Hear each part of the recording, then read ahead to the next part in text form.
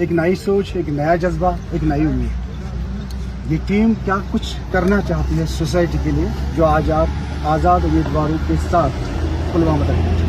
देखिए, आपने पिछले 10 साल से देखा मैं टर्मिनेट भी हुआ, किस वजह से? क्योंकि मैं ऑनेस्ट था।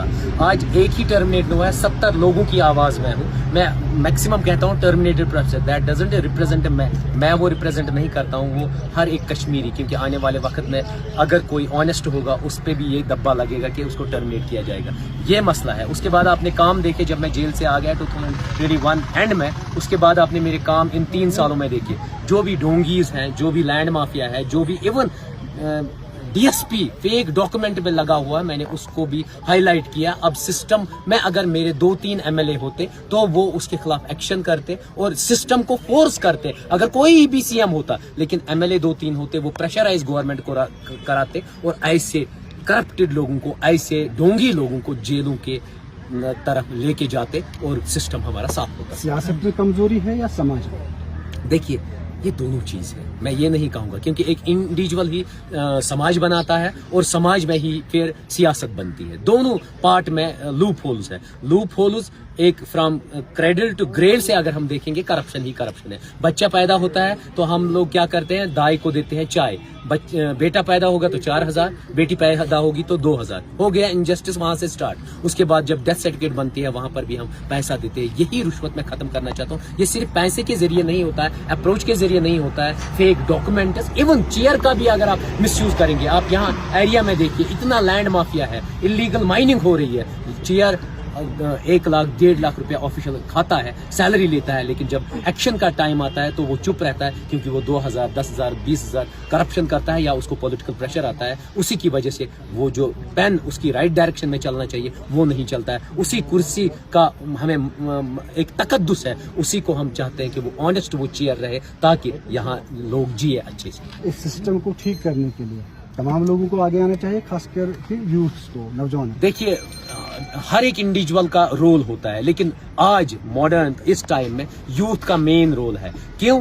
पुराने बुजुर्ग जो है उनकी आइडियोलॉजी अब चली गई। वो कहते थे कि हम बटन दबाएंगे, एनसी को बटन दबाएंगे, पीडीपी को, वो नहीं है। आज आप एक चेहरे को वोट दे दीजिए। मैं रिक्वेस्ट करता हूँ पूरे जेएंडके के यूथ को, कभी पार्टी को मत सपोर्ट कीजिए। पार्टी की अगर आइडियोलॉजी अच्छी है और वो ऑनेस्ट बंदा है तब उसको सपोर्ट कीजिए, करप्टेड लोगों को मत। और उन डोंगियों को बिल्कुल भी नहीं जो गाँव तस्कर है, जो हमारी बच्चों का कल सौदा करेंगे, जो यहाँ ड्रग माफिया चलाएंगे, जो यहाँ शराब खाने लाएंगे, उन लैंड माफियाओं को तो बिल्कुल भी नहीं। और जो बंदा 10 लाख 20 लाख किसी पॉलिटिकल पार्टी को देता है मैंडेट के लिए, क्या आपको लगता है वो ऑनेस्ट रहेगा? ऑनेस्ट लोगों को चुनने की जरूरत है ताकि वो आपकी रिप्रेजेंटेशन करे। 2 जगहों पे आपने बरकाती साहब को खड़ा किया है जी, गांधरबल और बीरवाना। वहाँ दोनों जगहों पे उमर अब्दुल्ला, कल उनका बयान आया कि मुझे अब कुछ गड़बड़ लग रहा है, नहीं जो जेलों में है उन्हीं को मेरे पीछे क्यों लगाया जा रहा है? देखिए, ये उनकी गलत फहमी है।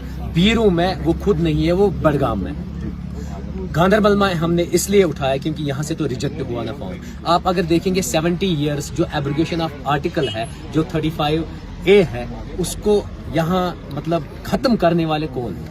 वही लोग हैं जो आज दावा करते हैं। अगर आप पूरी इनकी हिस्ट्री उठाएंगे, जो हमारे बच्चे जेलों में सड़ रहे हैं, हरियाणा के जेल में है, टेम्परेचर 49 है, गुजरात के जेलों में है, वो किसकी वजह से सड़ रहे हैं? उन्हीं की मतलब डेड पॉलिसीज की वजह से वो सड़ रहे हैं। दैट इज वाई इससे पहले हमने इंजीनियर रशीद साहब को नॉर्थ से खड़ा किया और वो वही रहते थे। अनफॉर्चुनेटली ये बैड लक था उमर साहब का, उस दिन वो वही से उठे और हार गए। आज भी उनका बैड लक है, वो गांधरबल में है और गांधरबल से लड़ रहे हैं। मे भी अल्लाह को अच्छा ही चाहना होगा और अल्लाह को हमेशा, क्योंकि ये 2 ही रास्ते हैं, एक गलत रास्ता, एक ठीक रास्ता। हम राइट ट्रैक पे हैं। हम रिप्रेजेंटेशन करना चाहते हैं हर एक यूथ की जो जेलों में है, जो जेलों से बाहर है, और हर एक उस ऑप्रेस्ड और सप्रेस्ड बंदे की हम रिप्रेजेंटेशन करना चाहते हैं। और उसमें उनका नॉमिनेशन वहां से सिलेक्ट हो गया। तो ग्राउंड पे आप सही करना चाहते हैं, लेकिन दिल्ली की कितनी जिम्मेदारी है कि वो इस नए जोश और जज्बे को ताउन पेश करें? देखिए, मैं सल्यूट करता हूं सुप्रीम कोर्ट का, सुप्रीम कोर्ट के गाइडलाइंस का। 2-3 चीजें इंपॉर्टेंट है।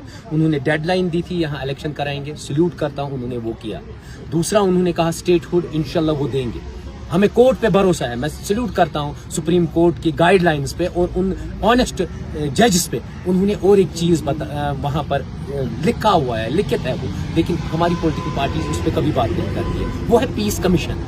3rd पॉइंट वहां पर पीस कमीशन है। पीस कमीशन में جو بھی آفیشل انوالو ہے الیگل ڈیٹینشن کو, جو بھی آفیشل انوالو ہے الیگل کلنگ پہ, آنےسٹ مطلب انہوں نے ایک انوسینٹ بندے کو کل کیا ہے یا جیلوں میں ڈالا ہے, اس کے خلاف ایک کمیشن بیٹھے گا, اس کے خلاف وہ کاروائی کریں گے. وہ ابھی تک یہاں لاگو نہیں ہوا. اور جو بھی انہوں نے پالیسیز لگائی تھی جو باہر جیلوں میں ہیں ان کو واپس لایا جائے گا پیس کمیشن کے تھرو, وہ نہیں ہوا. میں گورنمنٹ آف انڈیا سے یہی درخواست کرتا ہوں اور سپریم کورٹ سے یہی درخواست کرتا ہوں, اس کو as soon as possible implement ہونا چاہیے, کیونکہ وہ 9 مہینے پہلے کی بات ہے. آج کل اس پہ کوئی بھی بات نہیں ہوتی ہے. یہ صرف ڈونگ اور دھوکہ دڑی کہہ رہے کہ